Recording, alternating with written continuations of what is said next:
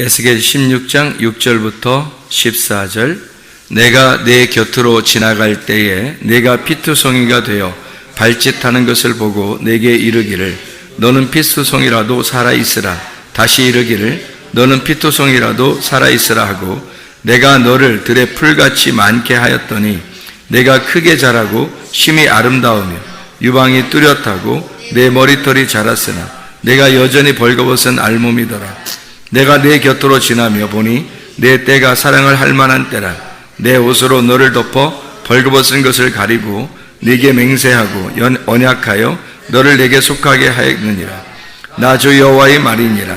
내가 물로 내 피를 씻어 없애고 내게 기름을 바르고 수놓은 옷을 입히고 물돼지 가죽신을 신기고 가는 배로 두르고 모시로 덧입히고 폐물을 채우고 팔고리를 손목에 끼우고 목걸이를 목에 걸고 코고리를 코에 달고 귀고리를 귀에 달고 화려한 왕관을 머리에 씌웠나니 이와 같이 내가 금 은으로 장식하고 가는 배와 모시와 수놓은 것을 입으며 또 고운 밀가루와 꿀과 기름을 먹음으로 극히 곱고 형통하여 왕위의 지위에 올랐느니라.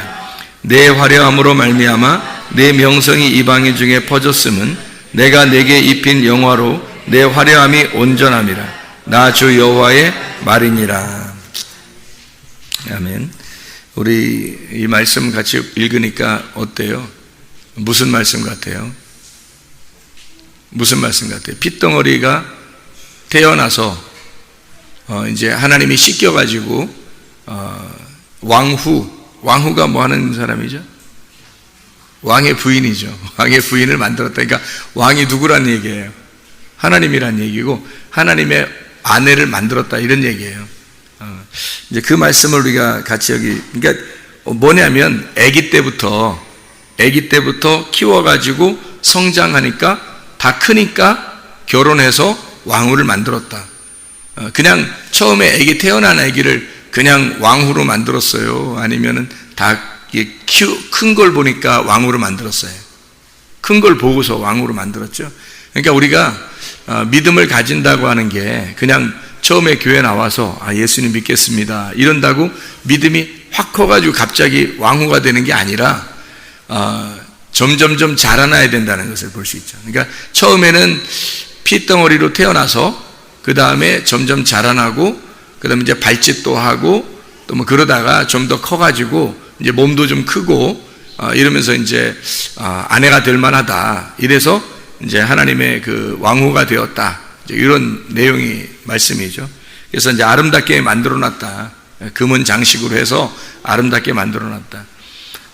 이게 이제 다윗 때하고 솔로몬 때 이게 완성이 된 이스라엘의 그 모습이에요.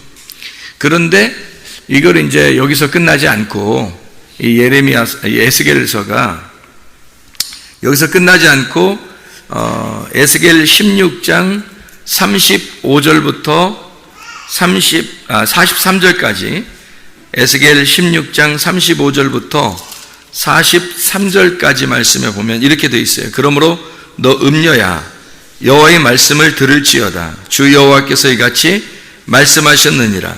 내가 내 누추한 것을 쏟으며 내 정든 자와 행음함으로 벗은 몸을 드러내며 또 가증한 우상을 위하며 내 자녀의 피를 그 우상에게 드렸은즉 내가 너의 즐거워하는 정든 자와 사랑하던 모든 자와 미워하던 모든 자를 모으되 사방에서 모아 너를 대적하게 할 것이요 또 내 벗은 몸을 그 앞에 드러내 그들이 그것을 다 보게 할 것이며 내가 또 간음하고 사람의 피를 흘리는 여인을 심판함 같이 너를 심판하여 진노의 피와 질투의 피를 내게 돌리고 내가 또 너를 그들의 손에 넘기리니 그들이 내 누각을 헐며 내 높은 대를 부수며 내 의복을 벗기고 내 장식품을 빼앗고 내 몸을 벌거벗겨 벌어두며 무리를 데리고 와서 너를 돌로 치며 칼로 찌르며 불로 내 집들을 사르고 여러 여인의 목전에서 너를 벌할지라.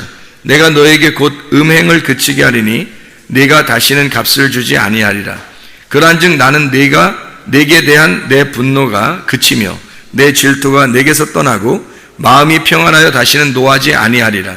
내가 어렸을 때를 기억하지 아니하고 이 모든 일로 나를 분노하게 하였은즉 내가 내 행위대로 네 머리에 보응하리니 네가 이 음란과 내 모든 가증한 일을 다시는 행하지 아니하리라 주 여호와의 말이니라. 이렇게 되어 있잖아요. 여기 앞에 보면은 핏덩어리를 태어나게 해서 발짓하는 그 아이를 키워가지고 하나님의 아내를 삼았어요. 그런데 행음을 하게 됐단 말이에요. 이렇게 음행을 하게 되었다. 그래서 음행하는 그 아내를 가만히 두지 않고 이제 벌거벗겨가지고 창피를 주겠다, 그런 말이에요. 그런 이제 내용이에요. 그리고 이제 53절부터 63절까지의 말씀에 보면은 이제 이렇게 되어 있습니다. 길지만 이제 봐봐요. 53절부터 63절, 이게 지금 에스겔 16장의 내용이니까 53절부터 63절까지 말씀 보면, 내가 그들의 사로잡힘 곧 소돔과 그의 딸들의 사로잡힘과 사마리아와 그의 딸들의 사로잡힘과 그들 중에 너의 사로잡힌 자의 사로잡힘을 풀어주어 네가 내 수욕을 담당하고 내가 행한 모든 일로 말미암아 부끄럽게 하리니 이는 내가 그들에게 위로가 됨이라. 내 아우 소돔과 그의 딸들이 옛 지위를 회복할 것이요 사마리아와 그의 딸들도 그의 옛 지위를 회복할 것이며 너와 내 딸들도 너의 옛 지위를 회복할 것이니라. 네가 교만하던 때에 내 아우 소돔을 내 입으로 말하지도 아니하였나니 곧 내 악이 드러나기 전이며 아람의 딸들이 너를 능욕하기 전이며 너의 사방에 둘러있는 블레셋 딸들이 너를 멸시하기 전이니라. 내 음란과 내 가증한 일을 내가 담당하였느니라. 나 여호와의 말이니라. 나 주 여호와가 이같이 말하노라. 네가 맹세를 멸시하여 언약을 배반하였은즉 내가 네 행한 대로 내게 행하리라. 그러나 내가 너의 어렸을 때에 너와 세운 언약을 기억하고 너와 영원한 언약을 세우리라. 네가 내 형과 아우를 접대할 때에 내 행위를 기억하고 부끄러워할 것이라. 내가 그들을 내게 딸로 주려니와 내 언약으로 말미암음이 아니니라. 내가 네게 내 언약을 세워 내가 여호와인 줄 내가 알게 하리니 이는 내가 네 모든 행한 일을 용서한 후에 내가 기억하고 놀라고 부끄러워서 다시는 입을 열지 못하게 하려 함이니라. 주 여호와의 말씀이니라. 이렇게 되어 있죠.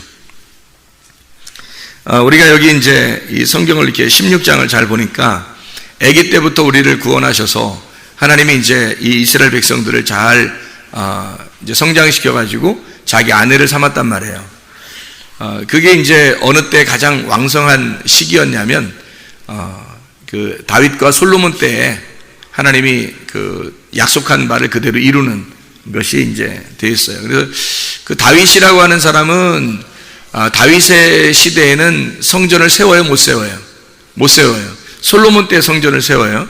그러니까 왜 다윗 때는 성전을 세울 수 없다고 얘기가 나와요? 십자가 예수님이기 때문에 그렇습니다. 솔로몬 때는요, 부활의 예수님이기 때문에 그래요. 그래서 십자가 예수님 때는 이제 성전이 교회가 세워지는 게 아니고 솔로몬 때, 다시 말하면 부활하신 주님에 의하여 교회가 세워진다는 것을 의미하기 위해서 일부러 다윗 때 십자가를 지신 주님을 의미해서 피를 너가 많이 흘렸다. 전쟁의 피를 많이 흘렸다. 그래서 너는 성전을 세울 수가 없다. 네 아들이 세우게 될 것이다. 그가 솔로몬이다. 해서 평화의 왕이신 그분, 평화를 주시는, 부활에서 평화를 주시는 그 왕이 솔로몬이 성전을 세우게 돼요. 그게 다윗과 솔로몬은 두 개가 이제 뗄래야 뗄 수 없는 관계예요. 떨어져서 우리가 생각하면 안 됩니다. 다윗과 솔로몬을 떨어뜨려 놓고 생각하면 안 돼요. 왜냐하면 다윗의 그 특성이 십자가 예수님을 상징하는 거예요. 그러니까 십자가 예수가 영적 전쟁하는 그런 예수고요. 그 다음에 솔로몬 때는 그걸 다 물려받아서 그 완성된 그 다윗의 모든 왕권을 물려받아서 그대로 평화를 유지하는 태평성대를 이루는 그런 왕을 설명하기 위해서 다윗과 솔로몬을 등장시킨 거거든요. 그래서 하나님이 이제 두 개를 이렇게 가장 그 왕성할 때가 이때란 말이에요. 근데 지금 예레미야는 언제 쓰여진 거예요?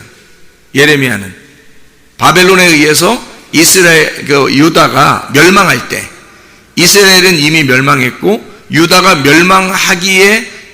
멸망하기 전에 예레미야가 예언하는 장면들이거든요. 이 예레미야가, 에스겔이라는 사람은 또 멸망한다, 그리고 멸망했다, 그리고 멸망한 후에 이렇게 설명하는 것이 에스겔서거든요.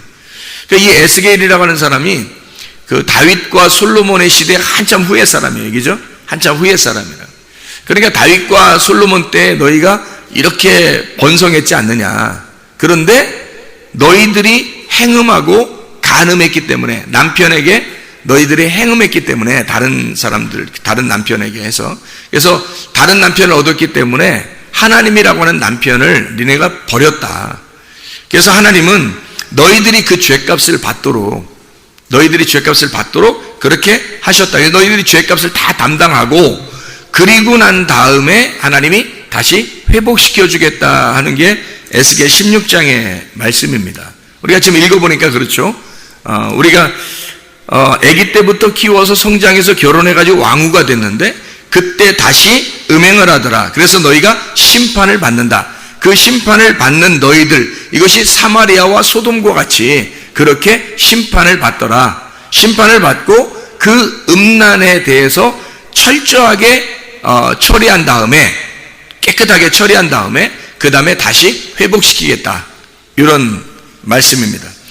자, 에스겔서 18장, 여기 같은 에스겔이니까 에스겔 18장 30절부터 32절까지 말씀 한번 볼게요. 30절부터 32절까지 말씀. 주 여호와의 말씀이니라. 이스라엘 족속아, 내가 너희 각 사람이 행한 대로 심판할지라. 너희는 돌이켜 회개하고 모든 죄에서 떠날지어다. 그리한즉 그것이 너희에게 죄악의 걸림돌이 되지 아니하리라. 너희는 너희가 범한 모든 죄악을 버리고 마음과 영을 새롭게 할지어다. 이스라엘 족속아, 너희가 어찌하여 죽고자 하느냐. 주 여호와의 말씀이니라. 죽을 자가 죽는 것도 내가 기뻐하지 아니하노니 너희는 스스로 돌이키고 살지니라. 그러니까 16장에는 너희가 음행했으니까 그 값을 받을 것이다 라고 얘기했고, 그죠? 근데 새로운 언약을 주겠다. 근데 18장에 보니까 뭐라고 돼 있어요? 하나님의 마음이 어떻게 돼 있다고 그래요? 에스겔 18장에 보니까 하나님의 마음이 어떻게 돼 있다는 거예요. 너희가 죄 가운데 죽는 게 하나님의 뜻이 아니라는 거죠. 하나님의 뜻은 너희들이 멸망당하는 게 하나님의 뜻은 아니라는 거예요. 그게 하나님의 마음은 아니다.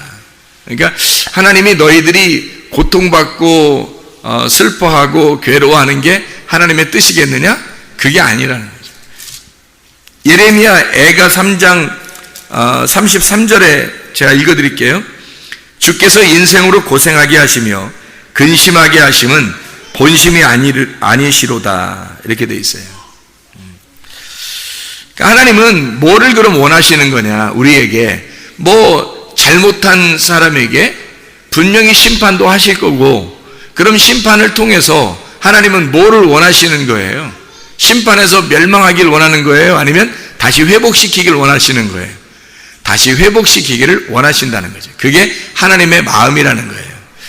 그런 하나님의 마음을 여러분이 제대로 잘 알게 되면 하나님이 무섭겠어요? 아니면 하나님이 정말 긍휼이 많으시고 사랑이 많으신 하나님이라고 느끼겠어요? 사랑이 많으시고 긍휼이 많으신 하나님이시다라고 깨닫겠죠? 그런 하나님을 여러분이 생각을 하셔야 된다는 거지. 하나님은 우리를 막 심판해서 멸망시키는 하나님이 아니라 우리를 사랑하시고 우리를 긍휼을 베푸시기를 원하시는 그 속마음은 항상 우리를 사랑하시는 분이시다. 이걸 생각해야 되죠. 근데 겉에는 어떻게 해요? 겉에는 막 혼내요. 엄청 혼내요. 겉으로는 엄청 혼내고 속으로는 엄청 사랑하시는 하나님이란 말이에요. 근데 그 속마음을 잘 모르면 겉의 모습만 보고서 하나님이 우리를 미워하시나? 내가 잘못하면 막 무서워. 하나님이 나한테 그냥 가만 안 놔두니까. 뭐 이렇게 무서워서 하나님 앞에 하게 된잖아요. 그죠? 하나님의 일을. 그러면 그걸 율법이라 그러는 거예요. 하나님의 속마음을 깨닫고 성경을 이렇게 깨닫고 그 내용을 깨닫고 성경 말씀을 통해서 하나님의 뜻을 깨닫고 행하잖아요. 그러면 천국이 저희 것입니다. 그러니까 하나님께서는 그 속마음에 하나님의 긍휼이 굉장히 많이 들어있다고 하는 것을 우리는 알 수 있는 거죠. 성경에 그러면 온통 우리에게 심판 내리는 말씀도 많이 있고, 그죠? 고통받고 환난받는 것도 성경에 많이 나와 있는데, 그럼 그런 말씀들은 우리에게 뭘 설명해 주고 싶어 하겠어요? 생각해 볼까요? 자, 우리 열왕기 하 한번 봅시다. 여러분이 볼 때 어떤 말씀인가? 열왕기하 2장이에요. 열왕기하 2장. 여러분이 이제 보면서 좀 이렇게 헷갈린 그런 말씀들 이거죠. 열왕기하 2장 23절부터 25절까지 말씀이거든요. 엘리사가 거기서 베델로 올라가더니 그가 길에서 올라갈 때에 작은 아이들이 성읍에서 나와 그를 조롱하여 이르되 대머리여 올라가라 하는지라. 엘리사가 뒤로 돌이켜 그들을 보고 여호와의 이름으로 저주하매 곧 수풀에서 암콤 둘이 나와서 아이들 중에 42명을 찢었더라. 엘리사가 거기서부터 갈멜산으로 가고 거기서 사마리아로 돌아왔더라. 이런 말씀이 있거든요. 여러분이 이 성경 읽을 때 여러분 어때요? 엘리사가 여기 지금 열왕기하 2장이면요 엘리사가 성령의 갑절의 능력을 받고 나오는 중입니다. 성령의 갑절의 능력 받고 나오다가 애들을 만났어요. 근데 애들을 만났더니 애들이 막 까불어요. 대머리요. 아마 엘리사가 모양이 그랬었는가 봐요. 머리가 좀 많이 없으셨는가 봐요. 그랬더니 애들이 막 대머리요 하면서 까불고 그러니까 엘리사가 그러면 우리가 생각할 때 엘리사가 좀 참지. 그럼 뭐 그래 하면 여러분한테 그러면 어떻게 했어요? 여러분한테. 예를 들어서 여러분한테 여러분 머리는 있으니까 대머리라는 얘기는 안 하지만 이 못생긴 여자야, 못생긴 여자야, 이러면서 이게 자꾸 놀리고 옆에서 따라다니면 어때 기분이 막 썩 좋진 않죠. 썩 좋진 않은데 그렇다고 해서 막 저주해서 암콤 둘이 능력의 갑절을 받고 지금 나오는 중이니까 암콤 둘이 딱 나오게 해서 42명을 찢어서 죽였다. 이게 여러분 이게 어때 성경 어때요? 말이 안 되죠. 여러분 같으면 그렇지 않을 텐데. 그럼 엘리사가 인간성이 더럽다? 우리보다 인간성이 더러워서 이렇게 했을까? 그럼 어떤 거예요? 왜 그런 거예요 도대체? 성경은 이런 걸 기록해 놓고 능력의 갑절을 받은 엘리사 이렇게 하거든요. 엘리야 그러면 뭐예요? 엘리야 그러면 여호와는 하나님이시다 그래요. 하나님은 여호와시다는 말이고 엘리샤 그러면요 엘리샤 하나님은 구원자시다라는 말이거든요. 이게 구원하는 모습 같아요. 엘리샤가 그러면 구원하는 여호와는 하나님은 구원자시다 그 말이거든요. 그런데 이 엘리사가 그러니까 엘리야의 다음 타자로 그러니까 엘리야가 엘리사로 나오는 거예요. 엘리사와 엘리야는 같은 겁니다. 엘리야가 부활 승천하죠, 그죠? 승천했다 그러죠.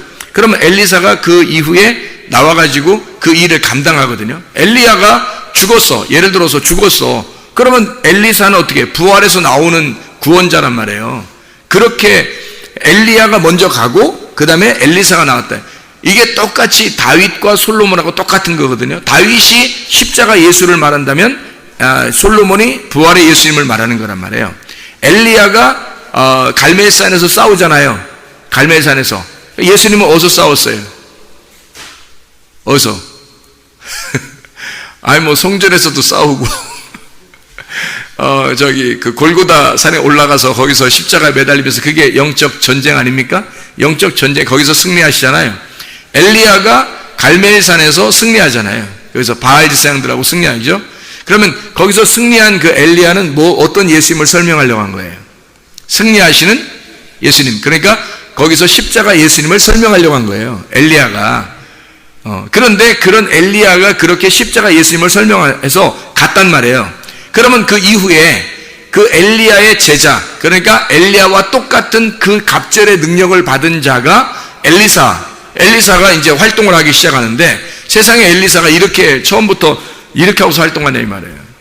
이상하잖아요. 그죠? 그러니까 이해가 안 되는 거죠. 성경 읽을 때 이 말씀 아무리 읽어봐도 제가 중국에 그때 선교하러 갔더니 어떤 학생인지 청년인지 모르겠는데 저한테 질문을 그렇게 하더라고요. 이 문제에 대해서. 중국에서. 그래서 이 말이 너무 이해가 안 간다는 거예요. 이 말씀이. 그래서 제가 여러분 이 설명을 한번 할 테니까 보세요. 이걸 여기서 이렇게 보면 이걸 여기서 그냥 이렇게 보면요 성경 이해가 안 될 수가 있습니다. 그럼 요거를 제가 표면적으로 겉으로 이렇게 설명을 할 테니까 한번 여러분 생각해 보세요. 마태복음 12장 31, 32절에 보면 하나님이 주님께서 예수님을 욕하고 또 핍박하고 뭐 이렇게 또 때리고 그러면 용서한다 그랬어요? 아니면 용서 안 한다 그랬어요? 용서한다 그랬죠? 예수님을 때리고 욕하고 그래도 용서하겠다 그래요. 마태복음 12장 31, 32절에 나와 있습니다. 그런데 성령님이 오시는데 그 성령님이 오시면 그를 회방하고 하면 성령을 회방하는 자는 용서할 수가 없다라고 나와요. 성령이 용서를 안 한다고 나와 있어요. 그럼 보세요. 예수님이 예수가 일을 다 십자가의 그 완성을 끝내고 올라가시잖아요. 그럼 누가 내려와요? 성령님이 내려오십니다. 성령님이 내려오시면 십자가 예수로 구원받은 자가 성령에 의하여 성령 안에서 회방의 성령을 부인하고 성령을 회방하고 그러면 주님께서 성령님이 용서를 안 하신다는 거예요. 마태복음 12장 31, 32절입니다. 그 말이 히브리서 6장 4절부터 6절의 말씀에도 보면 너희가 한번 비침을 얻고 성령의 은사를 맛보고 구원을 경험한 자가 타락하면 그러면 회개할 수가 없다 그렇게 나오죠. 그게 무슨 말이냐면요, 십자가 예수를 진짜 경험해서 회개했으면요 그게 십자가 예수를 경험한 겁니다. 십자가 예수와 함께 죽은 거예요.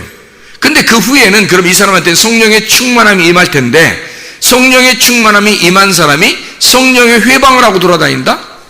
그 말은 성령을 회방한다는 말은 성령을 거부하는 거예요.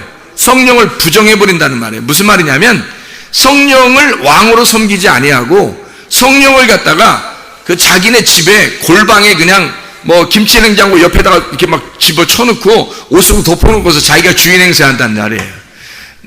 우리 집이란 말이에요. 우리 집. 이 안에 주인이 들어왔어요. 주인이 왔는데 주인을 갖다가 묶어가지고 골방에다 옷방에다 확 집어쳐놓고서 막 꾹꾹 밟아가지고 옷으로 덮어놓고 내가 주인 행세한단 말이에요. 그럼 그 주인이 너에게 왔는데 예수님은 죽으시러 온 거고 예수님은 너를 위해서 죽으시러 온 거고 성령님은 뭐하러 온 거예요? 성령님은 우리에게 주인 되시려고 오신 거예요. 왕이 되시려고 오신 거라고. 그게 성령님이라고. 그런데 왕으로 섬기지 아니하고 그 성령님을 무시해버리고 부인해버리고 회방해버리고 그 성령을 갖다가 저쪽 집의 구석에다 확 쳐놓고서 자기가 항상 주인 행세해버리면 용서 안 된다는 겁니다. 근데 여러분이 교회 다니는 사람들이 자기는 예수를 믿었다고 생각하는데 십자가 예수를 믿는다고 생각하는데 거의 그렇게 산다는 거죠. 거의 성령님을 주인으로 섬기지 않는다는 거죠. 하나님의 말씀의 성령을 주인으로 섬기지 않아요. 부인하고 회방하고 그냥 거부해버리고 자기 종처럼 여기고 자기가 기도하면 막 내 기도나 들어줘 이렇게 하고 하나님을 성령님을 갖다가 막 무시해버린단 말이에요. 자기가 항상 주인이야. 자기 생각대로 살고 자기가 말하는 대로 살고 자기 행함대로 산다는 거죠. 하나님 말씀에 순종하려고 하잖아요. 성령님은 진리의 성령이기 때문에 진리 가운데 너희를 인도하시거든요. 근데 그 진리 가운데 인도하시는 성령님의 의지를 따르지 않는 겁니다. 자기가 항상 주인인 거예요. 그래서 성령님은 어떻게 하겠어요? 어떻게 해야 되겠어요, 여러분한테? 너 구원받았네, 나 구원받았네, 우리 구원받았네, 그러겠어요? 성령님이? 안 그런다고요. 너 두고 보자 그런다고요. 너 두고 보자. 네가 죽을 때 보자 이거야. 하나님 가만 안 놔. 성령님이 가만 안 놔둔다는 거예요. 너 죽을 때 보자 이거야. 지금은 아무렇지도 않아요. 교회 다니면서 이거 아무렇지도 않다고요. 그냥 교회 다니는 거야. 자기가 항상 주인인데 주인 행세하는데 교회 중심적으로 살지도 않고 말씀 중심적으로 살지도 않고 주님 중심적으로 살지도 않아요. 성령님이 주인인데 그렇게 살지 않아. 그런데도 성령님은 가만둬요, 여러분을. 언제 심판하는 줄 알아요? 그렇게 구원받았다고 믿는다고 하는 사람이 그런 식으로 살면요, 성령님이 너 죽을 때 보자 그래요. 둘째 사망이 너에게 오나 안 오나 그렇게 합니다. 그게 증명이 되면 하나님 말씀이 이루어진 거기 때문에 하나님의 입장에서는 손해가 아니에요. 우리가 착각하는 거는 하나님이 내가 지옥 가면 하나님이 얼마나 손해일까라고 생각하지만 그렇지 않습니다. 그렇게 손해로 따진다면 노아 시대 때도 그 수많은 사람이 죽을 필요가 없어요. 8명만 구원받고 나머지 다 죽일 이유가 있나요? 광야 시대에 다 죽이고 2명만 여호수아 갈렙만 데리고 가나안 땅에 들어갈 이유가 있나요, 여러분? 하나님이? 인간들이 그렇게 소중하면 생각해 보세요. 하나님이 구원하고 하나님의 백성들이라고 이렇게 여기잖아요. 근데 그 사람이 하나님의 성령을 회방하고 주인을 주인으로 따르지 않고 그러잖아요. 그럼 너 죽을 때 보자 이거야. 말씀이 그대로 이루어지나 안 이루어지나 너 죽을 때 보자. 네가 심판을 받을 때 그때 보자는 거예요.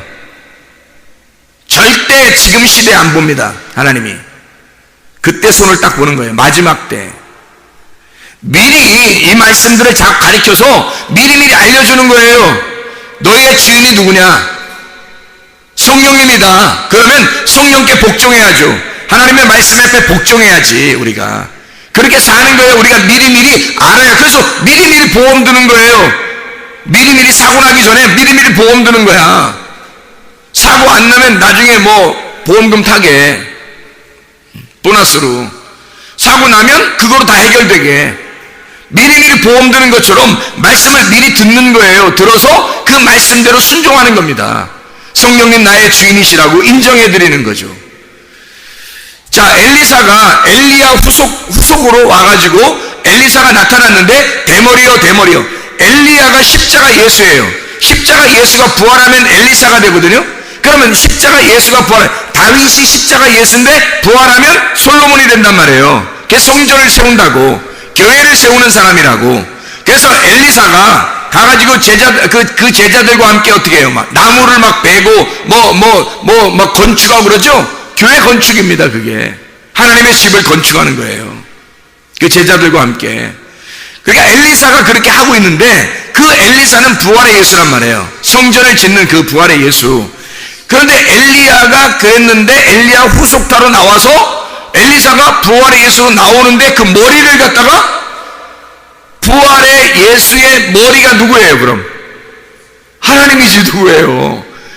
부활의 예수의 머리는 하나님이야. 그게 하나님의 영이라고요. 성령을 회방하는 거라고. 지금 대머리요. 단순히 여러분 옆에 사람 누가 뭐 머리가 좀 빠져 있으면 대머리요, 저 사람이 저런 사람 얘기하는 건가, 얼마나 기분 나쁠까, 그런 얘기가 아니라고. 이게 기분 나빠서 하는 얘기가 아니고 예수님의 머리는 하나님인데 그게 성령님이라고요. 하나님, 예수님, 성령님이 같은 분이죠. 부활하신 예수님이 하나님이고 그 하나님은 성령님이시라고요. 성령을 회방하고 있다고. 그러니까 엘리사가 자기의 머리인 하나님을 비방하고 회방했기 때문에 그거를 심판하고 있는 거란 말이에요. 곰이 나와서 심판하잖아요. 그죠? 찢어서 죽여버리는 거죠. 성경이 이 말을 왜 이 잔인한 얘기를, 엘리사가 갑절의 영감을 받고 바로 나와서 이런 얘기를 일부러 쓸까요? 우리에게 보라고 쓰는 거죠. 그때 당시의 사람들에게 이거 보라고 쓰는 거 아니에요. 그때 당시 사람들한테 이거 보라고 썼겠어요? 아니란 말이에요. 우리한테 보라고 쓰는 거예요. 우리한테. 지금 후대에 있는 우리들에게 이 말씀을 보라고 쓰는 거예요. 그래서 그때의 그런 일들을 버려버리는 겁니다. 그리고 하나님은 가인과 아벨도 똑같잖아요. 가인이 아벨을 죽이게 되고 아벨의 후속타로 셋이 나오게 되잖아요. 그래서 가인, 아벨, 셋, 이렇게 3인방이 이렇게 하나다라는 것을 설명해 준다 그랬죠. 그 당시 사람을 위해서 쓰는 게 아니라 우리들에게 쓰는 말씀이다. 그걸 이해한다 그랬죠. 그래서 여기서 엘리사가 42명의 어린아이를 죽입니다. 자, 여기 좀 이해가 되겠죠? 무슨 말인가? 아, 이래서 그런 건가 보다. 이렇게 조금. 그럼 다시 한번. 요한계시록을 한번 봐봐요. 요한계시록 13장 5절 말씀입니다. 요한계시록 13장 5절 말씀. 자, 뭐라고 써있나 봐봐요.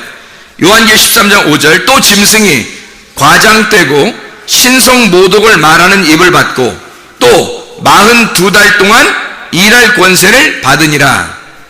다시 말하면 짐승이 권세를 받아서 심판하는 날, 그게 42달이에요. 그러니까 42이라고 하는 42라고 하는 숫자는 어디에 나오는 거예요? 42라고 하는 고난의 숫자란 말이에요. 고난, 환난을 받는 심판의 숫자란 말이에요. 그러니까 열왕기하 2장에 나오는 어린아이들이 몇 명? 42명이 찢어서 죽잖아요. 찢겨서. 자, 그럼 다시 한 번 더 나가서 한번 생각해 보죠. 호세아 13장입니다. 호세아 13장. 호세아가 어디에 있냐면 다니엘 다음에 있어요. 호세아 13장 1절의 말씀, 13장 8절 말씀 먼저 보겠습니다. 13장 8절 말씀 먼저 보겠어요. 내가 새끼 잃은 곰같이 그들을 만나 그의 염통 거풀을 찢고 거기서 암사자같이 그들을 삼키리라. 들짐승이 그들을 찢으리라. 거기 뭐가 나온다고요? 새끼 잃은 곰같이 그들을 만나서 염통과 그 염통의 거풀을 찢어 죽인다는 거예요. 누가 하시는 말씀이에요? 하나님이 하시는 말씀. 그럼 이게 누구를 갖다가 그렇게 한다는 거예요? 13장 1절의 말씀에 보니까, 여기 13장 1절의 말씀 보니까 누구를 갖다 얘기하는 거예요? 에브라임이 말을 하면 사람들이 떨었도다. 그가 이스라엘 중에서 자기를 높이더니 바알로 말미암아 범죄함으로 망하였거늘 그랬거든요. 자, 누구한테 얘기하는 거예요, 여기 지금? 호세아 13장은 누구한테 얘기하는 거예요? 에브라임한테 얘기하는 거예요. 이스라엘의 대표 지파 에브라임에게 이야기하는데, 그들이 뭐 했다고? 숭배를 했기 때문에, 바알 숭배의 죄를 저질렀기 때문에 그렇게 하는 거다, 이런 얘기를 썼죠. 그러면 생각을 해보세요. 바알이 뭐예요? 바알이 뭔데? 엘리야도 바알 제사장들하고 막 싸워서 이기고 그들을 갖다가 다 막 목을 쳐서 죽여버리고, 또 호세아서에서도 바알 숭배한 에브라임을 갖다 막 곰이 나타나서 찢어서 죽인다 그러고 막 왜 이래요? 그럼 여기 지금 42명 정도 여기 엘리사가 대머리요 하면서 이렇게 죽였다고 하는 이 어린아이들은 애들이니까 이거 참 안타깝지 않느냐라고 생각할 수 있잖아요, 우리가. 애들이니까. 근데 하나님의 입장에서는 애들이나 어린아 똑같아요, 심판은. 어린아이라고 해서 봐주고 그런 게 없어요, 성경은. 남녀노소예요. 노인이나 어린아이나 남자나 여자나 할 것 없이 너희는 그들을 불쌍히 여기지 마라, 이런 말씀들이 많이 나오죠. 왜냐하면 하나님이 심판할 때는 남녀노소 할 것 없이 다 심판해버리니까 그러는 거예요. 그러면 이 심판으로 우리를 끝내고 싶어 하시는 것이 하나님의 마음이다, 아니면 심판을 통해서 우리를 다시 회복시키길 원하시는 게 하나님의 마음이다, 다시 회복시키길 원하시는 게 하나님의 마음이다.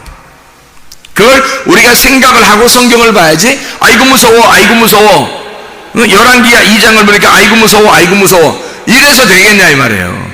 그런 게 아니라고. 이게 다시 말하면 심판을 의미하는 거예요. 부활의 예수님, 성령을 회방하게 되면, 부인하게 되면 그걸 가만 놔두지 않는다, 반드시 심판한다는 거예요. 근데 지금 말씀으로 심판을 받으셔야지, 지금 말씀으로 심판받고 여러분의 가슴을 찢고 하나님의 말씀을 받아들여서 순종하면 회복이 되는데, 나중까지 그냥 아무 일 없다고, 아무 일 안 일어난다고 가만히 있으면 나중에 마지막 심판 때는 여러분이 끝장나는 거예요. 그래서 말씀을 계속 듣는 사람들이 자기가 자꾸 회개하는 그 입장에 서기 때문에 그 사람들에게 희망이 있다고, 기회가 생긴다고요. 그래서 말씀을 자꾸 들으라는 얘기예요. 자, 열왕기상 한번 보십시다. 열왕기상 17장 뭔 얘기가 나오냐면 가뭄에 대한 이야기가 나와요. 그래서 사르밧 과부가 열왕기상 17장에 나오거든요. 열왕기상 17장. 자, 가뭄이 벌어졌어요. 가뭄이 벌어지니까 사르밧 과부네도 가난해서 이거를, 가뭄이 벌어져 가지고 빵 하나 만들어 먹고 아들하고 만들어 먹고 죽겠다, 그렇게 하는 거거든요. 그때 엘리야가 나타나요. 그러면 가뭄이 있어서 엘리야가 나타나 가지고 과부가 여럿 있었지만 그 가운데 누구만 살았어요? 사르밧 과부네 가정만. 그럼 사르밧 과부가 엘리야에게 은혜를 받은 거죠. 그렇죠? 그러면 이 사르밧 과부가 엘리야한테 은혜를 받았을 때 잘 생각해봐요. 엘리야가 나타난 거는, 지금 엘리야가 나타났을 때 엘리야는 뭘 지금 경험하고 나오는 거예요? 엘리야는 아니 뭘 경험하고 나오는 거냐면 엘리야가 하나님이 가뭄을 주겠다 하고 누구한테 얘기했어요? 엘리야한테 얘기했어요. 가뭄을 주겠다고 엘리야한테 먼저 얘기하고 그 가뭄을 몸소 체험한 엘리야가 그 고통 가운데 자기가 하나님의 응답을 받고 사르밧 과부한테 가라고 응답을 받아서 그리 가고 있는 중이란 말이에요. 자, 생각해 보세요. 가뭄, 짜르프라고 하는 이 사르밧이라고 하는 게 용광로라 그랬죠? 용광로. 용광로라고 하는 이 단어가 이게 광야예요, 광야. 하나님은 애굽에서 우리를 탈출시켜서 광야라는 용광로에다 집어넣고 우리를 거기서 단련합니다. 그래서 거기 단련해가지고 거기서 순금을 뽑아가지고 가나안 땅으로 들어가는 게 하나님의 목적이에요. 그러니까 지금 환난, 가뭄이라고 하는 것이 막 벌어진다고요. 가뭄에서 막 벌어지면 거기에다 사람들을 다 집어넣는 거예요. 그렇죠? 근데 거기다 다 집어넣는데 누구만 먹고 살게 되냐면 사르밧 과부만. 그럼 누구를 용납했다는, 이 사람은 누구를 영접한 거예요? 사르밧 과부는 누구를 영접해서 먹고 살았어요? 엘리야를 영접해서 먹고 살았어요. 다시 말하면 용광로를 경험한 엘리야, 예수라고 하는 엘리야를 인정했단 말이에요. 이 사르밧 과부는 그걸 받아들였다고요. 십자가 예수를 받아들였단 말입니다. 그 엘리야, 그 고통받는 숨어 지내는 그 엘리야를 그가 받아들인 거예요. 용납했단 말이에요. 자, 이런 엘리야를, 그런 용광로 같은 그 용광로를 경험한 엘리야를 인정하지 않고 엘리야를 받아들이지 않으면 용광로가 임하는 거예요, 사람들에게. 그 용광로가 임한다는 말은 환난이겠죠. 사람을 막 가뭄이 있어서 막 사람을 양식을 안 주고 다 굶겨 죽이고 막 힘들게 하겠죠. 그게 용광로란 말이에요. 그러면 그런 장소가 광야고 그게 어디냐면 거기다 집어넣어서 막 단련을 시키는 거야. 근데 집어넣었을 때 그 본인들은 얼마나 괴롭겠냐고요, 거기서. 그렇게 집어넣었을 때. 그런 그 용광로를 경험하게 하는 게 뭐 때문에 그런 거예요? 이 가뭄이. 뭐 때문에 가뭄이 온 거예요? 뭐 때문에 가뭄이 왔어요? 비가 안 오니까 가뭄이 온 거죠. 비가 안 오니까. 아주 간단한 얘기입니다. 비가 안 오니까 가뭄이 온 거예요. 그러면 비가 오면요, 가뭄이 다 해결되는 거지. 그러면 용광로가 끝난 거지. 비가 오면 용광로의 가뭄이 끝난 거예요. 생각을 해보시라고요. 그래서 비가 올 때까지 사르밧 과부가 먹고 살도록 엘리야를 영접했을 때 그가 먹고 살도록 만들어주는 거예요. 생명의 떡을. 그가 비가 올 때까지 계속 죽지 않고 먹고 살았더라. 영생한 거죠. 영생하는 생명의 떡이라는 거, 생명의 빵. 그가 누구였던 거예요? 엘리야였던 거예요. 엘리야를 영접하니까 그 엘리야가 생명의 빵이었던 거예요. 그가 와서 생명의 빵을 계속 공급해 주시더란 말이에요. 나머지들은요, 그 용광로를 고스란히 다 당한단 말이에요. 그게 심판이라고요. 뭐가 올 때까지? 비가 올 때까지 용광로란 말이에요. 비 안 오면 그러니까 용광로고, 비가 오면 가뭄은 끝난 거예요. 자, 그러면 여러분 생각해봐요. 여러분의 마음에 지금 가뭄이 있는가? 여러분의 마음에 하나님의 비가 계속 내리고 있는가? 그걸 생각해보면 알겠죠? 지금 여러분 마음 안에 지금 가뭄이 왔는가? 용광로인가? 지금 심판받고 있는 중인가? 아니면 하나님의 심판이 끝난 사람인가? 그걸 보시면 알겠죠, 자기가. 비가 끊임없이 내 마음속에 임하면 심판이 끝난 거예요. 하나님의 말씀이 여러분에게 계속 찾아오기 시작하면, 말씀이 들리기 시작하면, 말씀이 보이기 시작하면, 이 말씀이 우리 마음속에 계속 부딪히기 시작하고 들어와서 내 가슴을 촉촉히 적시기 시작하면 가뭄이 끝난 거라고요. 근데 만약에 그 말씀이 여러분에게 계속 들리지 아니하고 계속 오지 않아요. 그러면 여러분 아직 가뭄 속에 시달리는 것입니다. 용광로가 있는 거예요. 용광로가 있단 말은 겉으로만 헤헤헤 뭐 공부도 잘해 뭐 돈도 많이 벌어 뭐 헤헤헤 하고 있지만 속에는 지금 심판을 받고 있는 거라고.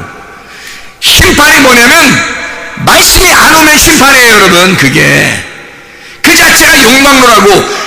마음에 지금 용광로, 마음에 비가 안 내리는데 그게 심판이지 뭐예요. 생각을 해보시라고. 돈 많이 벌었다고 무슨 심판 안 받은 거예요? 공부 열심히 해서 대학 좋은 데 들어가면 심판 안 받은 거예요? 성경은 그런 얘기하는 거 아니에요. 학교가 아담 때부터 학교 있었어요? 아니에요. 성경은 그런 식으로 쓸 이유가 없어요. 오직 하나님의 말씀에 대한 지식, 하나님에 대한 지식을 설명하려고 하는 거기 때문에, 너희의 마음속에 진짜 하나님 말씀이 들어오느냐, 하나님 말씀이 계속 촉촉히 비가 내리고 있느냐, 아니면 비가 끊쳤느냐, 하나님의 말씀이 여러분 속에 오지 않느냐, 그럼 여러분 미안하지만 여러분 속에는 가뭄이 벌어지고 있는 거라고, 땅이 쩍쩍 갈라지고 있는 중이라고, 용광로로 확 지금 태워버리고 있는 중이라고요.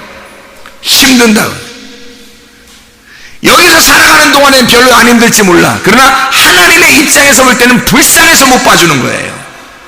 하나님을 받아들이지 못하니까 불쌍해서 못 봐주는 거예요. 그 사람들은.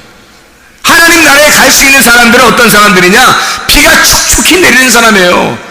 이 가슴 속에 가뭄이 사라지고 하나님의 말씀이 촉촉히 내리는 사람들이에요. 날마다 아침과 저녁을 우리가 하나님 말씀을 이렇게 나누는 이유가 바로 이런 데 있습니다. 하나님 말씀을 왜 이렇게 촉촉하게 계속해서 내려줘야 하느냐? 들을 귀가 있는 자들은 들어야 하기 때문에 그렇습니다. 하나님의 성령을 주인으로 여기는 사람들은 그 말씀을 들어 그 피에 의하여 가뭄이 끝난 상태로 풍요하게 살아가야 하기 때문에 그런 거죠. 그러나 여전히 가뭄에 있는 사람들은 말씀이 오질 않아요. 자기의 귀가 닫혀 있어요. 눈이 열리지 않았어요. 그런 사람들은 자기는 굉장히 하나님을 잘 믿는다고 생각하고 있겠지만 바울이 되기 전에 사울과 같은 인생을 살지 모릅니다.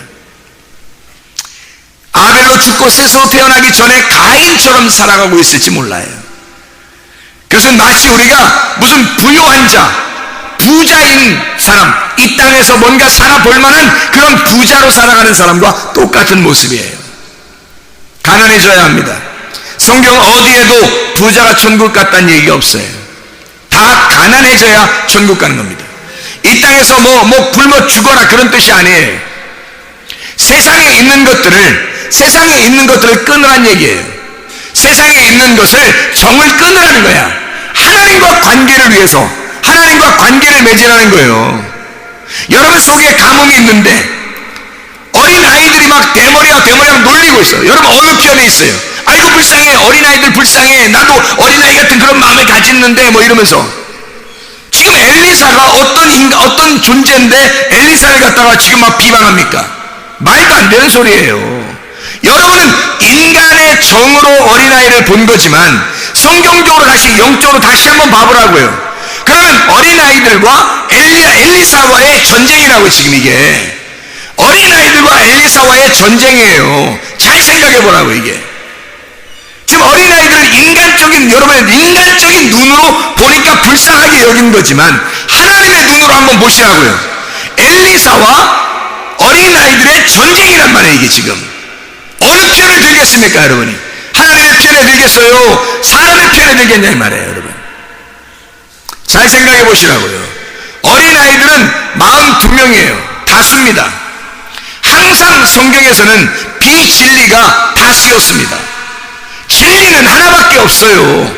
엘리야가 살아있는 동안에는 엘리사가 등장하지 못합니다. 왜? 엘리야가 진리니까. 엘리야 한 사람만 진리가 되는 거예요. 여러분 엘리사가 등장하면요 엘리사 시대에 다른 어떤 선지자도 활동하지 못합니다. 왜? 엘리사가 진리니까. 엘리사가 진리란 말이에요. 진리는 하나밖에 없는 거고 나머지 42명은 비진리란 말이에요. 비진리와 진리가 싸우는데 여러분 어느 편에 들겠냐 이 말이에요. 진리 편에 서셔야 된다고. 우리가 인간의 눈으로 성경을 보니까 아이고 불쌍해 하지만 엘리사의 편에서 생각해 보라고요. 이건 진리의 편이라고요. 누가 정통입니까? 어린 아이들이 정통이에요? 엘리사가 정통이에요? 정통은 엘리사예요. 우리는 엘리사가 사람이 적지만 한 사람이지만 정통한 진리, 이 말씀에 우리는 손을 들어줘야 된다 이 말이에요. 이게 복음이라고. 이 율법은 여러 가지예요. 율법은 여러 가지라 이렇게 사람을 충돌해서 이쪽이 막 괴롭혀요. 얘기하고 비난하고 욕하고 그럽니다. 율법은 선악의 나무는 선악이잖아요. 벌써 선악 두 개잖아요. 생명나무는요? 생명사막나무에? 아니잖아. 그냥 생명나무잖아. 생명나무는 하나고 선악의 나무는 선악나무잖아요. 두 개잖아 벌써. 아니 두 개 나무라는 얘기가 아니고 두 개로 나오는 나무라고. 두 개를 알게 하는 나무란 말이에요. 너희가 이 두 개로 먹지 말라는 거지. 이 두 개로 너희가 알지 말라는 거. 말씀을 두 개 선악으로 알지 말라는 거예요. 말씀을 생명으로 알으라는 거야. 생명의 나무로 알으라는 거야. 하나로 진리로 알으라는 거죠. 복음은 하나밖에 없어요. 가난한 거지 나사로가 왜 아브라함의 품에 천국에 들어갔을까? 거지니까 이렇게. 누가 몰라 그건? 그거 누가 몰라요? 거지니까 총 깐 걸 누가 몰라요? 부자는 그러면 다 지옥 가? 그럼 부자는 무조건 지옥 가기로 결정이 된 거야? 이 세상에서 부자들은? 이건 심령이 부유한 걸 말하는 거예요. 가난한 거지 나사로는요, 거지라고 우리나라 말로 거지라고 썼지만 사실 가난한 자 나사로예요. 가난한 자 부토코스라는 말입니다. 부토코스라는 가난한 자라는 단어를 썼는데 나사로가 돕는 자, 하나님의 돕는 자예요. 하나님의 돕는 자라는 이름입니다. 나사로가. 그러면 나사로라고 하는 이 하나님의 돕는 자는 부토코스, 심령이 가난한 자예요. 심령이 가난한 자 나사로, 이 사람이 아브라함의 품에 있죠. 아브라함의 품에는 이 가난한 거지, 우리가 거지하지만 지나가는 거지들이 천국 가겠구나, 우리는 부자면 지옥 가겠구나, 그런 말 아니에요. 여러분 거지들 만나봤어요? 제가 꽤나 거지 많이 알아요. 여기 1층에 좀 있다 보면 많이 오십니다. 여러분이 오셔요. 근데 모두 다 거지들이 오셔서 아유 목사님 감사합니다, 이렇게 참 정성스럽게 이렇게 주셔서 참 감사합니다, 뭐 이런 사람도 있지만 어떨 때는 막 잔돈이 없고 잔돈에 돈이 아무것도 없을 때도 있잖아요. 제가 뭐 항상 돈이 있습니까? 불시에 찾아오시는 게 그런 분들인데, 근데 그런 분들이 오셔서 아무것도 없을 때는 어떡하죠? 아이고 어떻게 해요? 그러니까 옆에 학생들 보고 야 누구 돈 좀 있어? 저도 없는데요. 그래서 그래도 있나 한번 찾아봐. 소개금 잘 찾아봐. 1,000원짜리 하나 있어요. 1,000원짜리. 오늘은 이거밖에 없어. 어떡하지요? 하면서 1,000원짜리 이렇게 드리잖아요. 아이씨. 이런다고요. 천국 가겠어요? 아니 거지면 다 천국 가는가? 거지들이 승진하는 사람 얼마나 많은데요. 그게 가난하고 휴지죽고 그런 분들이 그러면 어쩌기, 짜장면 드시고 있더라고. 내가 짜장면 먹으러 우리 학생들하고 짜장면 먹으러 갔더니 짜장면 드시고 있더라고요. 그래서 제가 안면이 또 있으신 분이라 한두 명 아는 게 아니라, 그래서 안면이 좀 있으셔서 제가 주인에게 살짝 이제 짜장면 값을 저분 것도 이렇게 우리가 계산할 테니까 드리고 왔단 말이에요. 왔는데 드렸는데 세상에 앉아가지고 막 술 먹으면서 그냥 짜장면 막 먹으면서 술 먹으면서 내가 드리기 전에 뭔 일이 벌어졌냐면 주인하고 막 싸움이 일어났어요. 막 욕하면서 나를 무시해 막 그러면서 막 그냥 술 마시면서 그냥 막 짜장면 먹어서 돈 안 낸 거예요. 돈 안 내고 그냥 막 싸운 거예요. 그러니까 주인이 승질나가지고 나가, 돈 안 받을 테니까 나가 막 이렇게 한 거고, 이 사람은 네가 날 무시하면서 또 이러면 천국 가시겠습니까? 거지면 다 착한가요? 성경에? 거지는 다 천국 가는 거예요? 그런 의미 아니에요. 심령이 가난한 걸 얘기하는 거예요. 부토코스라는 단어는 심령이 가난한 걸 말하는 거예요. 그게 어디에 딱 나오는지 알아요? 마태복음 5장 3절. 심령이 가난한 자는 복이 있나니 천국이 저희 것이며 할 때 부토코스는 복이 있나니, 거기에 있는 가난한 자는 복이 있나니, 그게 가난한 자 나사로예요. 그러니까 가난한 자, 심령이 가난한 자이기 때문에 아브라함의 품에 들어간 겁니다. 그럼 그 심령이 가난하단 말은 뭐예요? 무슨 말이에요? 심령이 가난하단 말은 마음에 부유한 게 없단 말이에요. 자기가 가지고 있는 게 하나도 없단 말이에요. 마음에 자기가 가지고 있는 그런 게 하나도 없다는 거예요. 쉽게 얘기해서 심령이 부유하다는 건요, 자기가 알고 있고 자기가 가지고 있는 게 많아. 자기 마음에.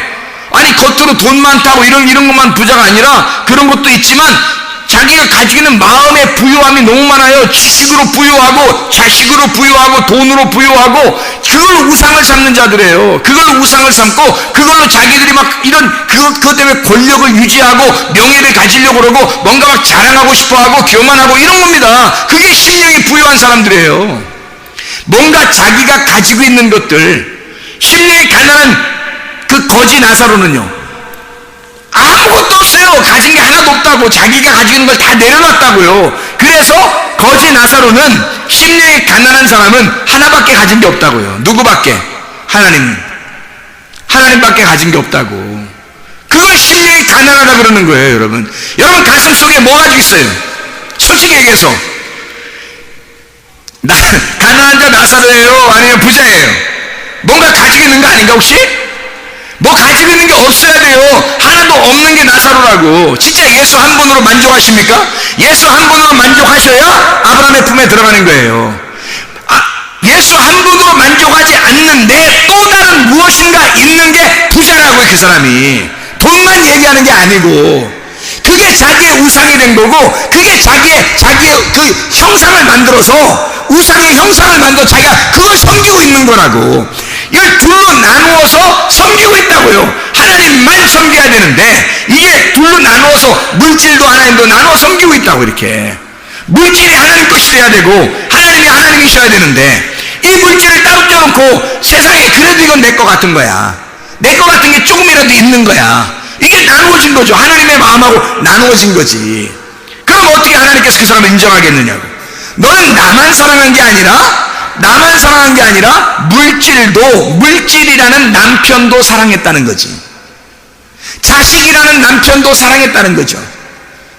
하나님만 사랑한 게 아니고 남편이라는 남편도 사랑하고 아내라는 남편도 사랑한 거다. 그게 뭐냐면 바알이에요. 바알. 너는 성공하려고 했어. 너는 잘 살아보려고 했어. 너는 이거 노력했어. 하나님만 바라본 게 아니야. 너는 심령이 가난한 게 아니야. 너는 진리 하나만 사랑한 게 아니야. 너는 복음으로 하나의 말씀만 가지고 있었던 게 아니야. 다른 여러 가지의 말씀을 네가 가지고 있었던 거야. 그걸 바알 숭배라 그러는 거예요. 가만 놔두겠어 하나님이? 두고 보자고 하잖아요. 가만 안 놔둔다는 거지. 나는 너희가 회개하기를 원한다고 지금 말씀하시죠. 분명히 하나님은 회개하기를 원하시는 거지, 회개하지 않았을 때는 나중에 마지막 심판이라는 게 남아있어요. 성경에 그걸 써놓고 있기 때문에 마지막 심판받지 않기 위해서 우리는 사실은 지금 말씀으로 심판받으란 말이에요. 말씀으로 가슴을 찢으란 말이에요.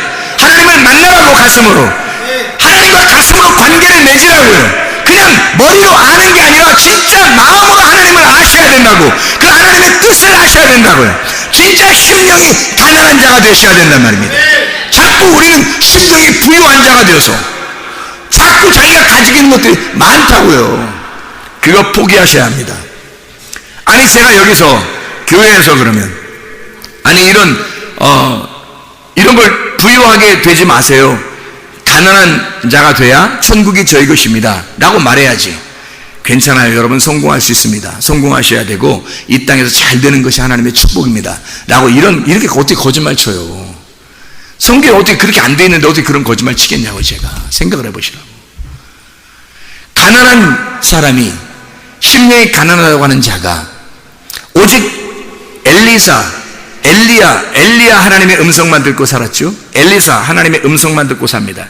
다른 아무것도, 나만 장군이 고침받고서 뭐 주려고 하는 것도 아무것도 안 받아요. 왜? 엘리사는 하나님 한 분으로 만족하니까. 생각을 해보시라고요. 여러분 같으면 몇 번이라도 받고 또 쫓아가서도 또 받고 당신 가진 거 많잖아 이러면서 무슨 이렇게 좋은 말 해설에도 말해요. 뜯어낼 수도 있을지 몰라요. 사업수단이 있어가지고 사람들이. 그런데 엘리사는 그렇지 않아요.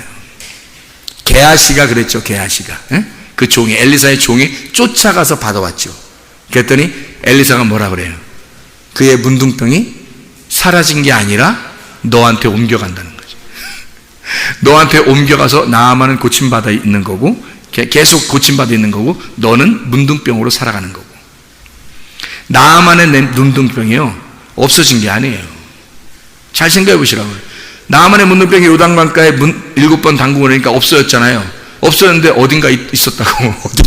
어딘가 있었다니까? 그래, 게하시가 욕심낼 때 쏙 들어간 거야. 생각을 해보시라고요, 여러분. 하나님이 그냥 놔두신 하나님이 아니죠. 여러분, 진짜 하나님만 사랑하십니까? 진짜 하나님만 사랑하시길 바랍니다. 그래야지 마지막 때 주님 앞에 바로 서죠. 하나님만 사랑하셔야지. 자꾸 다른 것들을 사랑하면 안 되죠. 부유하면 부유한 걸 내려놓으라고요. 그리고 가난한, 그러니까 이 어린아이 42명이 이 진짜 가난한 복음 엘리사와 충돌, 전쟁을 일으키는 거예요. 이 여러 명 42명은 예수님이라고 하는 엘리사, 이 엘리사가 진리의 말씀 한 가지만 가지고 있을 때 여기는 비진리가 여러 개가 있었다고요. 지금의 시대에 교회들 가보면 뭐 굉장합니다. 막 다원주의도 있고, 여기죠. 자기들이 막 정통이라고도 하고, 그때 당시에는 유대 종교, 그러니까 예수님은 혼자였고 많은 유대 종교인 사람들이 예수님을 죽였죠. 그렇죠? 예수님은 혼자예요. 예수님만 진리니까 그 한 분만 딱 진리란 말이에요. 그러니까 이 유대 종교가 예수님을 죽여버리잖아요. 충돌하는 겁니다. 근데 죽이는 게 죽인 게 아니야. 죽였더니 부활하시더라 이 말이에요. 승리하신 거죠. 승리하신 주님이에요. 음녀는 화려한 옷을 입는 겁니다. 음녀는. 자, 어린아이가, 여러분은 어린아이로만 여기 보니까 그래요. 음녀는 화려한 옷을 입어요. 여러 가지 색깔을 입는 겁니다. 근데 신부는 어떤 옷을 입어요? 흰 옷 입고 가는 겁니다. 천국에. 하나의 색깔을 입고. 색깔이 없어요. 색깔이 없다고요. 언어도 딱 하나예요. 바벨탑을 잘 생각해요. 바벨탑을 생각해. 창세기 11장에 보면 바벨이라는 게 뭐라고요? 언어가 섞여 있다. 언어가 여러 가지라 이것을 흩어버렸다 해서 바벨이라고 그러는 거거든요. 언어가 여러 개 있는 것을 바벨이라고 그래요. 그러면 여기 어린아이가 42명, 엘리사는 혼자. 이것은 충돌이 일어났어요. 전쟁이 일어났습니다. 그러면 여기 지금 어린아이 전체가 뭐예요? 바벨이란 말이에요. 이들은 어떻게 돼야 돼, 그럼? 찢어서 죽여야 된다고. 바벨탑은 무너져야 된다고. 자, 이 성경 이해가 되십니까? 이렇게 성경 안 보면 여러분 이해가 안 된다니까요, 여러분. 성경이 이상해진다니까, 성경을. 아니, 엘리사가 능력받고 나타나자마자 42명 애들을 죽였다, 이렇게 본다고 사람들이. 그러니까 이해가 안 되니까 아우, 이건 정말 이해가 안 되는 성경이야, 뭐 이렇게 한다고 사람들이. 뭘 이해가 안 돼요? 성경에 뻔한 이야기들인데. 바벨탑에 있는 사람들은 왜 죽여, 하나님이? 그럼 생각해 보세요. 사람들을 왜 흩어버리고 하나님의 그 탑을 무너뜨려 버려요? 하나님께서 그걸 일부러 그렇게 왜 그러시냐고. 또 여러 유대인들이 예수님을 죽였어요. 그리고 유대인들 어떻게 해요? 멸망당합니다. 이스라엘 백성들이요. 로마에 의해서 멸망당해요. 그렇죠? 완전히 멸망당해버려요. 그리고 세상을 흩어놔 버렸습니다. 그리고 유대인들이 핍박당하고 곤란당하잖아요. 이게, 그러면 하나님이 정말 사랑만 많으시다면 그냥 둬야죠. 이렇게 하면 뭐 잘못해도 그냥 둬야지. 그런 거 아니라면 성경에서는. 잘 생각해 보세요. 하나님은 반드시 하나님의 백성 신부가 음란한 길을 택하면, 음행하게 되면, 부자의 길을 택하게 되면 그게 음행한 겁니다. 부자의 길, 다양한 색깔을 입고 다양한 말씀을 가지고 유대 종교를 가지고 음녀의 말을 가지고 그때 당시에 부자가 되고 또는 바리새인이 되고, 그리고 다원주의가 되고, 자기들이 근본주의다, 정통주의라고 그렇게 얘기하는 그런 사람들이 돼버리면 하나님은 반드시 한 분이시기 때문에 딱 하나의 색깔을 가지고 있고 진리는 하나이기 때문에 이 나머지들을 다 바벨탑을 무너뜨려 버려요. 그래서 엘리사와 전쟁을 일어난 그 아이들은 다 죽는 겁니다. 하나님이 심판하시는 거예요. 그 심판의 날이 42달, 요한계시록에 42달을 심판하잖아요. 하나님의 그 똑같은 내용들을 얘기하는 거예요. 그 42달의 그 심판이 어디에 일어나야 되냐? 지금 여러분 속에 일어나야 된다고. 왜 여러분 속에 일어나야 된다고 내가 얘기하느냐? 여러분 속에 어린아이 42명의 어린아이가, 부자가 여기에 있고, 그리고 가난한 엘리사가 여기에 있단 말이에요. 부자와 가난한 거지, 부자와 거지 나사로가 양쪽 같이 있다고 우리한테. 그러면 여기에서 가난한 거지 나사로는 천국 가겠죠. 근데 여기 이 선과 악에서 선과 악이 같이 있으니까 안 되잖아요. 그러면 이 부자는 어떻게, 음부에 가서 죽어야 된다고, 이게 지옥에 가야 된다고. 그러니까 요거를 어떻게 해야 돼? 우리는 죽여야 되고 파괴시켜야 된다고. 우리가 아니 말씀으로 나를 심판 태워버려야 된단 말이에요, 한쪽을. 그러니까 이 악한 것이 태워지면 선만 남아. 이 선이 생명이 된다고요. 그러면 선이 생명이 돼서 영원히 살아간다고. 근데 사망이 같이 있으면 사망하고 선하고 같이 있잖아요. 그러면 사망이 계속 죽여 우리를. 그러면 우리는 안 되지. 그러면 선과 악이 같이 있으면 선악과가 같이 있는 거지. 안 되죠. 여기에 선악과가 아니라 생명나무가 돼야지. 하나의 나무가 돼야죠. 하나님과 물질을 같이 섬기면 안 되죠. 물질을 포기하면 하나님만 남는 거죠. 그럼 하나님만 남으면 이게 가난한 자가 되는 거고, 천국이 저희 것이 되는 거고, 물질이 같이 있으니까 부자가 되는 거지. 이 사람이 같이 섬기니, 같이 있으니까 이게 부자가 돼서 이 사람은 천국 갈 수가 없죠. 그러니까 하나님은 하나님을 심판하기를 원하셔요. 그거를 성경에서는 오늘 본문의 말씀에 에스겔 16장 6절부터 계속 너희를 아기 때부터 키워서 성장시켜, 그리고 결혼해서 내 왕후를 만들었더니 너희가 음란하더라 이 말이야. 뭐가 됐단 말이에요? 너희가 부자가 되더라 이 말이에요. 너희들이 자꾸 이 땅을 자꾸 추구하더라 이거야. 너희들이 자꾸 너희의 색깔을 갖다 입히더라 이거야. 음녀가 되더라 이거야. 자꾸 색깔을 더 입히고 세상에서 살아가 보려고 자꾸 노력하더라 이 말이에요. 하나님 남편을 버리고 바알신을 숭배하더라 이거야. 바알신이 성공을 가져다 주는 거거든요. 풍요를 가져다 주는 거거든. 그 풍요하게 해달라고 하나님 앞에 하나님을 똑같이 믿는데 하나님을 바알처럼 섬긴 거예요, 사람들이. 그러니까 하나님께서는 바알처럼 숭배하는 너희들을 갖다가 내가 지정에 찍겠다는 거예요. 심판하겠다는 거야, 하나님이. 그런데 하나님의 마음은 어디에 있다? 너희들이 심판하고 끝내는 마음이 하나님의 마음이 아니라 너희들이 회개하고 다시 돌아오기를 원한다는 말입니다, 하나님께서. 너희들이 부자 같은 그 마음을 버리고 가난한 심령이 되어 천국이 여러분 속에 있기를 예수님으로 축원합니다. 기도하겠습니다. 우리 하나님 아버지, 사랑과 은혜를 감사를 드립니다. 하나님께서 우리의 마음 가운데 두 가지의 마음이 있는데, 이제 하나님 아버지, 우리가 심판받아야 할 마음과 하나님 앞에 거듭나야 할 마음이 있는데, 하나님 심판받아 거듭나는 주의 백성들이 되게 도와주시옵소서. 하나님께서 우리에게 주시는 그 마음을 허락해 주셔서 하나님 주의 믿음으로 승리하며 살아갈 수 있도록 인도해 주시옵소서. 이 땅에서 부자가 되려고 노력하는 것이 아니라 진짜 심령이 가난한 자가 되어 아브라함의 품에 들어가 하나님과 깊은 관계 속에서 하나님과 동행하다가 주님 만날 수 있는 귀한 은혜의 사람들이 다 되게 도와주시옵소서. 예수 그리스도 존귀하신 이름 받들어 기도드렸사옵나이다. 아멘.